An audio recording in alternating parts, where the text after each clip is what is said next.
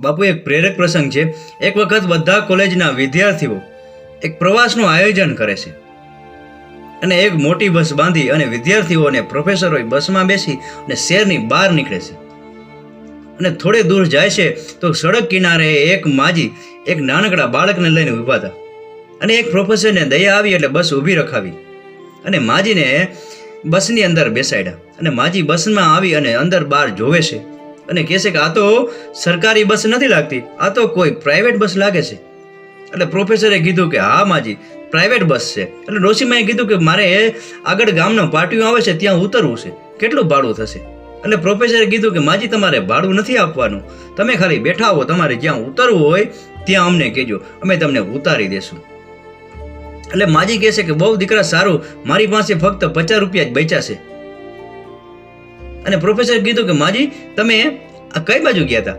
એટલે ડોશીમાએ કીધું કે હું આ છોકરાને મજા નહોતી એટલે શહેરમાં મોટા દવાખાને લઈ ગઈ હતી, અમારા ગામમાં કોઈ દવાખાનું નથી।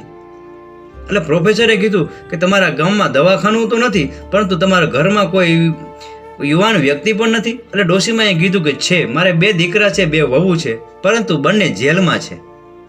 પ્રોફેસરે માજીને પૂછ્યું કે તમારા દીકરાને વહુ શા માટે જેલમાં છે? એટલે માજીએ કીધું કે અમારા ગામની અંદર ફરિયા મોટા હોય, મકાનો મોટા હોય, ઓસરી મોટી હોય, ઓરડા મોટા હોય, રસોડા મોટા હોય અને અમારા બધાના મન પણ મોટા હોય છે, પરંતુ આજકાલની આ ઊંચી એડીઓ પહેરીને આવનારી બાયોના મન બહુ જ ટૂંકા છે। હવે બન્યું એવું કે અમારું ઘર અને એની સામે મારા જેઠનું ઘર છે। મારા છોકરાના છોકરાઓ અને મારા જેઠના છોકરાના છોકરાઓ એકબીજા ફરિયામાં રમતા હતા અને રમતા રમતા અચાનક બાજી પડ્યા અને એનો ઉછીનો ઝઘડો એની માયોએ લીધો અને બધી બાયો બાંધી અને બાયુમાંથી ઝઘડો એના પુરુષોએ લીધો અને એકબીજા લાકડી લઈ અને એકબીજાના માથા ફોડી નાખ્યા, કોઈના હાથ ભાંગી નાખ્યા, કોઈના પગ ભાંગી નાખ્યા અને એકબીજાએ સામસામી ફરિયાદો કરી। ગામમાં પોલીસ આવી અને 2 મારા દીકરા અને 2 મારી વહુ અને મારા જેઠના 2 દીકરા અને 2 એની વહુ અને 8 જણાને શહેરમાંથી પોલીસ આવી અને પકડી ગઈ છે અને 4 દિવસ દવાખાનામાં રહ્યા અને 4 દિવસ જેલમાં છે। હું તો હજી ભગવાનને કહું છું કે હજી મહિનો 15 દી એને જેલમાં રાખે। એટલે પ્રોફેસર કહે છે કે માજી આવું શા માટે બોલો છો? ડોશીમાએ કીધું કે ભાઈઓ થોડું બાંધવાનું હોય અને અત્યારના જમાનામાં તો 1-1 2-2 પરજા છે અને અમારા વખતમાં તો 8-8 10-10 ભાઈઓ હતા અને બધા સંપીને રહેતા અને કોઈ એકબીજાને મદદ કરતા। અને અત્યારની આ ઓછી એડીની બાઈઓ આવી છે અને એની પરજા ને જરાક કંઈક થાય છે એટલે તરત બાજી પડે છે।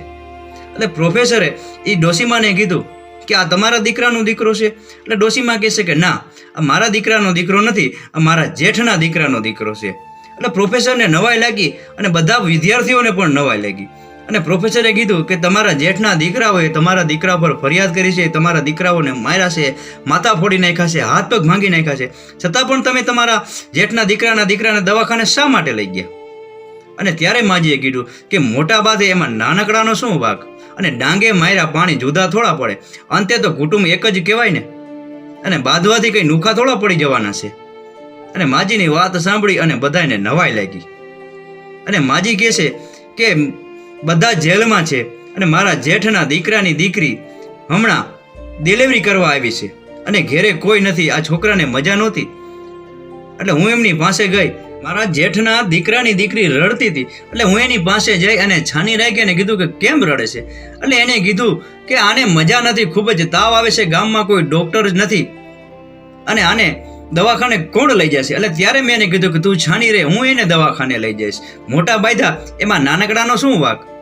એટલે મારી જેઠના દીકરાની દીકરીએ કીધું કે મારી પાસે પૈસા નથી। એટલે મેં કીધું કે પૈસાની શું કામ ચિંતા કરે છે? એટલે હું ઘરમાં ગઈ અને જોયું તો એક ઘીનો ડબરો ભર્યો હતો અને એક વેપારીને ત્યાં જઈ અને ઘી વેચી આવી અને ઘીના 500 રૂપિયા આવ્યા હતા અને હું આ છોકરાને લઈ અને શહેરમાં આવી અને એને દવા કરી, 450 રૂપિયાનો દવાનો ખર્ચો આવ્યો અને મારી પાસે આ 50 રૂપિયા વધ્યા છે।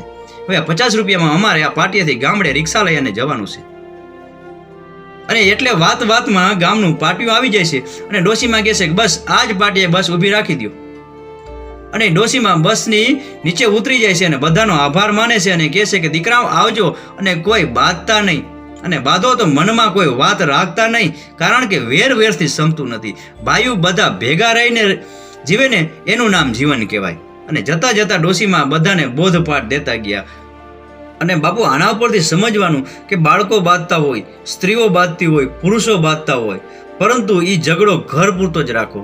ક્યારેય કોઈ પોલીસ સ્ટેશને ફરિયાદ ન કરો, સંપીને રહ્યો. અને બને ત્યાં સુધી ઝઘડો ન બને એનું ખાસ ધ્યાન રાખો. કારણ કે એક ઝાડમાંથી લાખો દિવાસળી બને છે, પરંતુ એ જ એક દિવાસળી લાખો વૃક્ષને બાળી પણ શકે છે. એટલે બને ત્યાં સુધી સંપીને રહ્યો, એમાં જ ભગવાન રાજી છે. આ પ્રસંગ જેને સમજાય એને વંદન. આપનો દિવસ શુભ રહે. મહાદેવ હર.